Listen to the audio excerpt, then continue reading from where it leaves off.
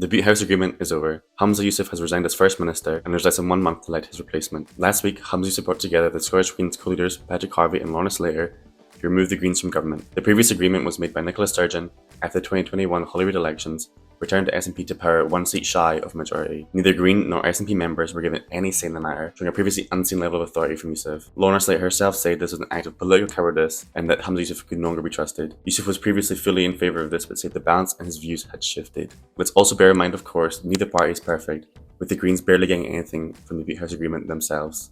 This was a blatantly reactionary move from Yusuf, clearly under pressure from the missteps of his government in recent months, including the deposit return scheme disaster, scrapping his 2030 climate targets, and of course, following the Tories and Labour in their attacks on the trans community by pausing puberty blockers in the NHS. His resignation is only further bowing to this pressure of the far right who would never vote for him in favour of burning bridges with the centre left. Through all of this, the Scottish Government is breaking its promise. One of Nicola Sturgeon's defining moments was saying that Scotland would lead the way to a greener future, something Yusuf himself signed on for. In fact, Scotland should be one of the first net zero countries in the world, already achieving a 75% reduction in emissions by 2030. In the last few weeks, however, we've seen these pledges ripped up in favour of adjusted targets. The government argues this is more achievable, but that's not the full story. The government is significantly behind on many of its once ambitious targets. Friends of the Earth described this as the worst environmental decision in the history of the Scottish Parliament. Instead of strong targets to get us where we need to be to maintain a livable planet, we're left with neoliberal halves and weak commitments. It's not just a betrayal to the Greens and SNP, but a wider betrayal to Scottish voters and the thousands of activists who fought tooth and nail